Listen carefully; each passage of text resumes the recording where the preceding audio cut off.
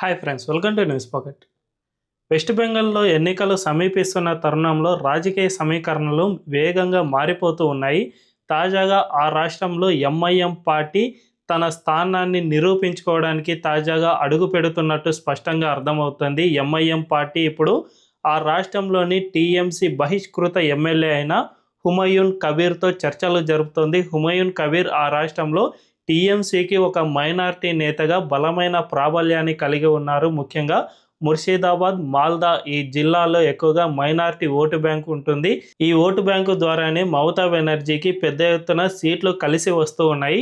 So ఆ హుమయూన్ కబీర్తో ఇప్పుడు MIM అధినేత అసదుద్దీన్ ఓవైసీ చేతులు కలపడం వల్ల ఆ రాష్ట్రంలో పెద్ద ఎత్తున మైనారిటీ ఓటు బ్యాంకును ఆధారంగా చేసుకుని వీళ్ళు ఎన్నికల్లో గెలుపొందాలి అని భావిస్తూ ఉన్నారు. అయితే ఇదే గనుక జరిగితే, ఒకవేళ హుమయూన్ కబీర్ కొత్త పార్టీని ఏర్పాటు చేసిన ఇతను అండ్ ఓవైసీ మధ్య గనక పొత్తు గనక కుదిరితే ఇది మమతా బెనర్జీకి ఏ విధంగా దెబ్బ కొట్టే అవకాశం ఉంది అండ్ మమతా బెనర్జీకి ఇది ఒక గుణపాఠంలా ఏ విధంగా మారనుంది అనే విషయాలను మనం ఈ వీడియోలో తెలుసుకుందాం. అంతకంటే ముందు ఈ వీడియోను లాస్ట్ వరకు చూడండి. ఇందులోని కంటెంట్ కనుక మీకు నచ్చినట్లయితే ఖచ్చితంగా మా ఛానల్ను సబ్స్క్రైబ్ చేసుకుని బెల్ ఐకాన్ను క్లిక్ చేయడం అస్సలు మర్చిపోద్దు.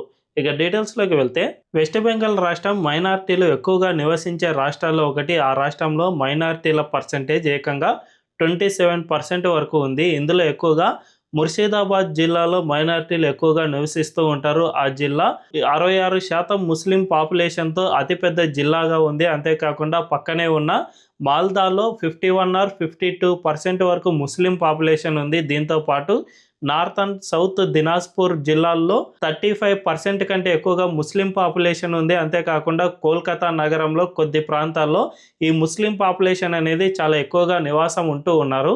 ముఖ్యంగా ఏదైతే ముర్షిదాబాద్ జిల్లాలో 66% ఆఫ్ ముస్లిం పాపులేషన్ ఉన్నారు.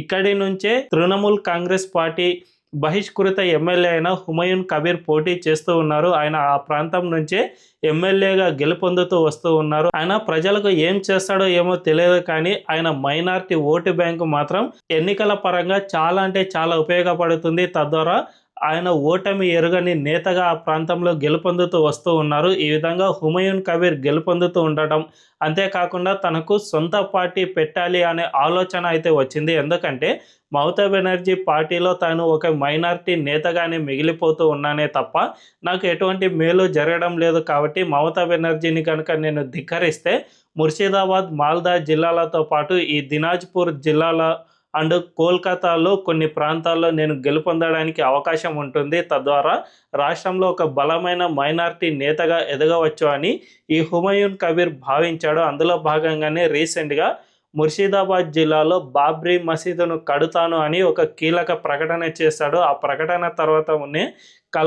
టీఎంసీ పార్టీ ఆయన్ను బహిష్కరించింది.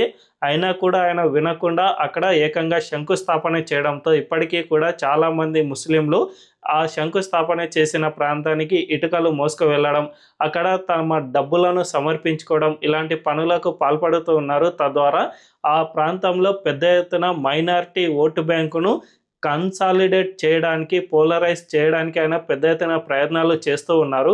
ఇందులో భాగంగానే హైదరాబాద్ ఎంపీ అయిన అసదుద్దీన్ ఓవైసీ తన మజ్లిస్ పార్టీని వెస్ట్ బెంగాల్లో విస్తరించాలి అని భావిస్తూ ఉన్నారు. అందులో భాగంగానే ఆ రాష్ట్రంలోని హుమయూన్ కబీర్తో ప్రస్తుతం ఎంఐఎం పార్టీ చర్చలు జరుపుతూ ఉన్నట్టు ఈ ఎంఐఎం పార్టీ వెస్ట్ బెంగాల్ అధ్యక్షుడు ఎన్డీటీవీకి ఇచ్చిన ఇంటర్వ్యూలో స్పష్టంగా తేల్చి చెప్పేశారు. ప్రస్తుతం ఇద్దరు నేతల మధ్య చర్చలు జరుగుతూ ఉన్నాయి. అంతేకాకుండా కింది స్థాయి కార్యకర్తల దగ్గర కూడా చర్చలు జరుగుతూ ఉన్నాయి. ఇవి త్వరలోనే ఒక కొలిక్కి వచ్చే అవకాశం ఉంటుంది.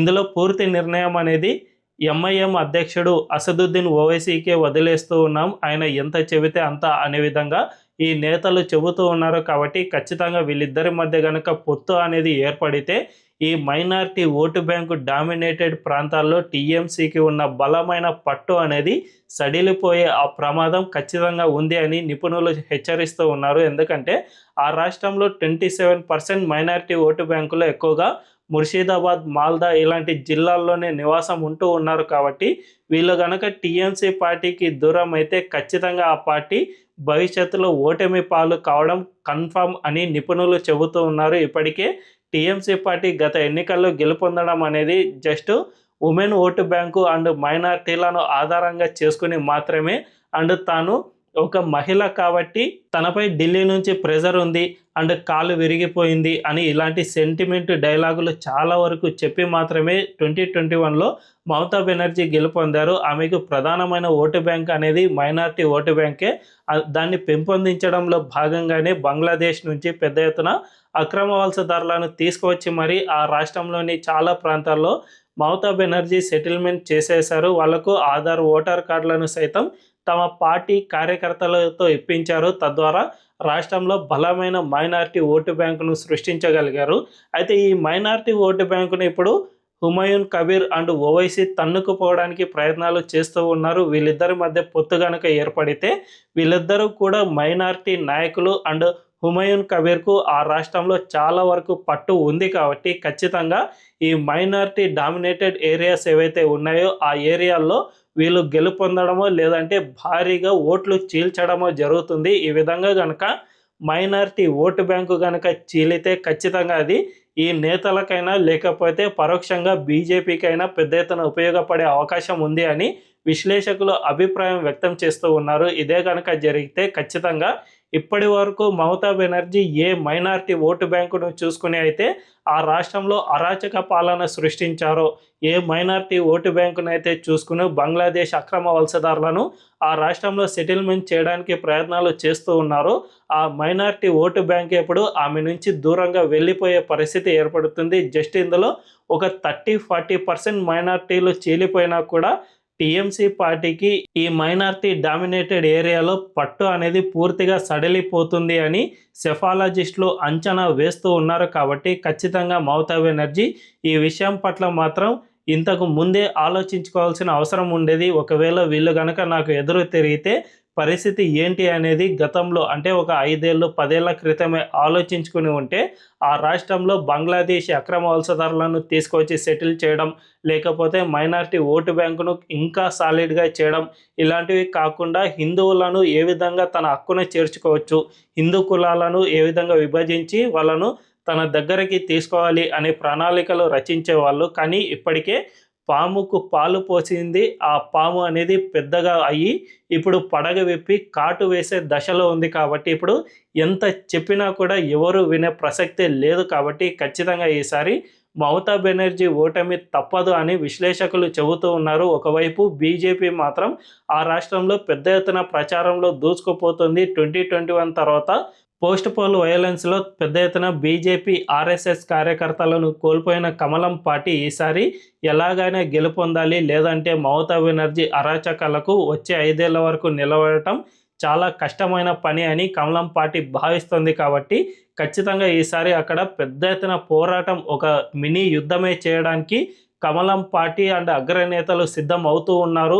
మరోవైపు మైనారిటీ ఓటు బ్యాంకులో సగానికి పైగా చీలిపోయే ప్రమాదం ఉంది. కాబట్టి ఈసారి మమతా బెనర్జీ ఓటమి ఖాయమని స్పష్టంగా అర్థమవుతుంది. ఇదే కనుక జరిగితే వెస్ట్ బెంగాల్లో ఇప్పటి వరకు బంగ్లాదేశీ అక్రమ వలసదారులకు గేట్వేగా ఉన్న వెస్ట్ బెంగాల్ మొత్తం మూసుకుపోతుంది. తద్వారా మన దేశంలోని అక్రమ వలసదారుల బెడద పూర్తిగా తొలగిపోనుంది.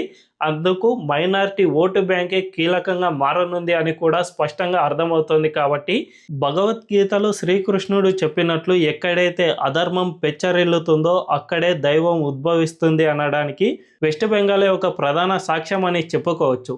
ఈ వీడియోపై మీ అభిప్రాయం ఏంటో కామెంట్ల రూపంలో తెలియజేయండి. అండ్ ఈ వీడియో కనుక మీకు నచ్చినట్లయితే ఖచ్చితంగా మా ఛానల్ను సబ్స్క్రైబ్ చేసుకొని బెల్ ఐకాన్ను క్లిక్ చేయడం అస్సలు మర్చిపోవద్దు.